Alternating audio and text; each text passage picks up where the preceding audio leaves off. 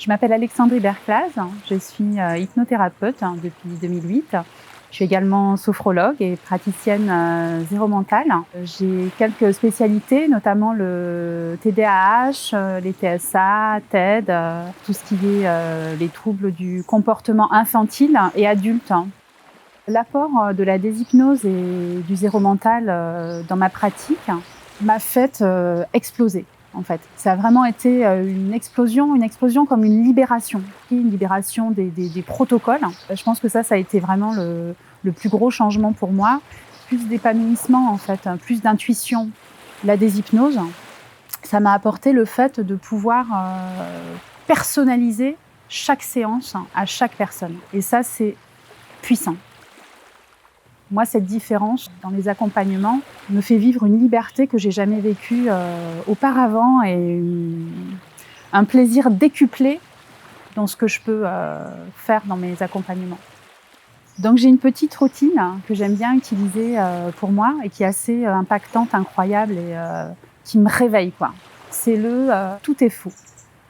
C'est le principe de se dire que tout ce que tu vis là, en fait, c'est faux. Ça n'existe pas. Tout ce que tu vis, ça existe à travers tes filtres, finalement. Ça existe à travers ce qu'on t'a appris ou ce que tu as appris, ne serait-ce que les noms des couleurs, ne serait-ce que la sensation et ne serait-ce que l'émotion. Parce que l'émotion, elle est issue de plein de sensations. Tu prends par exemple une émotion de colère. Tu vas ressentir peut-être une boule au ventre, tu vas ressentir que tu es tout tendu, que tu es crispé, tu vas ressentir toutes ces choses-là.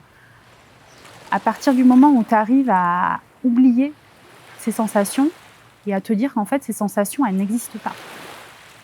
Il n'y a plus de colère. Parce que la colère, elle va passer par ces sensations. Donc les sensations n'existent pas. À partir du moment où tu enlèves tout ça, il n'y a plus d'émotion.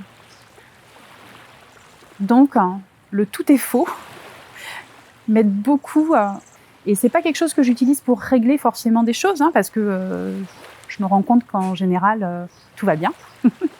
Voilà, et ça c'est vrai que tout va bien.